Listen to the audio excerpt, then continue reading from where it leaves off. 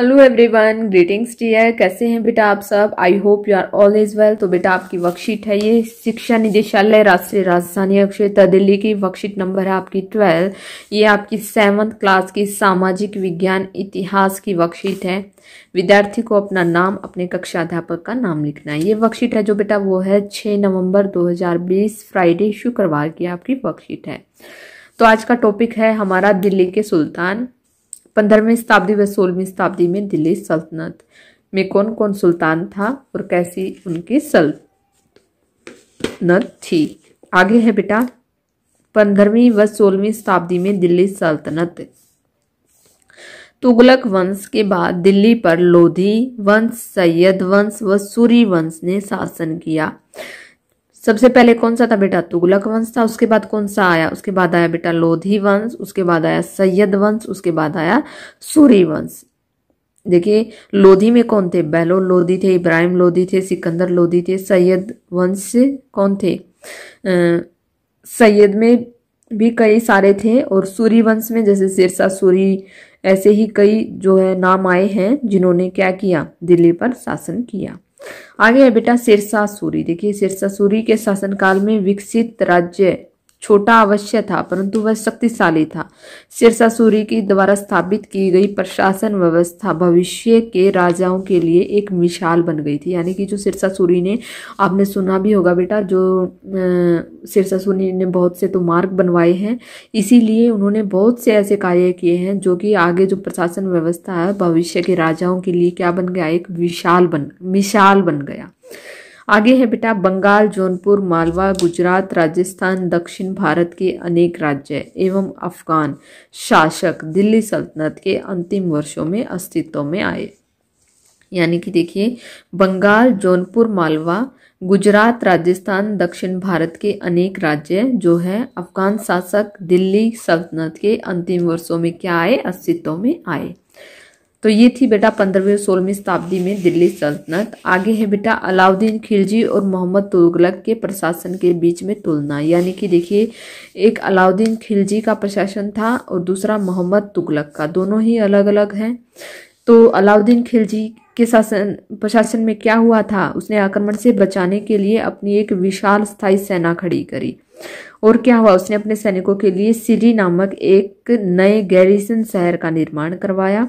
सैनिकों को पेट भरने की समस्या का समाधान किया। यह गंगा और यमुना के बीच की भूमि से कर के रूप में एकत्रित उपज के माध्यम से किया गया। और क्या किया? उन्होंने अपने सैनिकों का वेतन इक्ता की बजाय नगद में दिया, यानी कि जिससे कि वो अपना सही रूप से गुजारा कर सके। और क्या किया बेटा? सैन्य सुधार किए, राजस्व सुधार किए और उनके प्रशासनिक उपाय काफी सफल रहे। यानी कि ये सारे कार्य जो है किसने किए? अलाउद्दीन खिलजी ने किए। इसके बाद मोहम्मद तुगलक का देखते हैं बेटा। उन्होंने ट्रांस ऑक्सीसियाना पर हमला करने के लिए एक बड़ी सेना खड़ी की। उसने दिल्ली के 4 सबसे पुराने शहरों को निवासियों से खाली करवा दिया और वहां सैनिक छावनी बना दी। और क्या किया बेटा? गंगा और यमुना के बीच के क्षेत्र से एकत्रित कर का उपयोग सेना को खिलाने के लिए किया गया, लेकिन सुल्तान ने बड़ी संख्या में सैनिकों की आवश्यकताओं को पूरा करने के लिए अतिरिक्त कर भी लगाया। यानी कि लोगों पर जो है अतिरिक्त कर भी लगाया। आगे है बेटा उन्होंने नगद में वेतन का भुगतान किया लेकिन कीमतों को नियंत्रित नहीं किया। उनके प्रशासनिक उपाय असफल थे। कश्मीर पर उसका आक्रमण पूरी तरह विफल रहा, परंतु उन्होंने ट्रांस ऑक्सीसियाना पर आक्रमण करने की अपनी योजना छोड़ दी और अपनी बड़ी सेना को भंग कर दिया। तो ये थे बेटा मोहम्मद तुगलक और अलाउद्दीन खिलजी के प्रशासन की जो है तुलना है कि अलाउद्दीन खिलजी ने क्या किया, मोहम्मद तुगलक ने क्या क्या कार्य किए। तो आगे है बेटा कल्पना करें कि अगर आप अलाउद्दीन खिलजी या मोहम्मद तुगलक के शासनकाल में एक किसान हैं तो आप सुल्तान द्वारा लगाया गया कर नहीं चुका सकते, तो आप क्या करेंगे? क्या करेंगे बेटा? लोगों के पास अगर जो है कर नहीं होता, पैसे नहीं होते देने के लिए, तो वो अपनी जमीन गिरवी रख देते हैं या उसके बदले में कोई भी वस्तु दे देते हैं। तो यहाँ आप ऐसा ही कुछ लिख सकते हैं। आगे है बेटा, निम्नलिखित प्रश्नों के उत्तर दीजिए। सबसे पहला प्रश्न है कि अलाउद्दीन खिलजी व मोहम्मद तुगलक के प्रशासनिक व्यवस्थाओं के मध्य अंतर स्पष्ट कीजिए।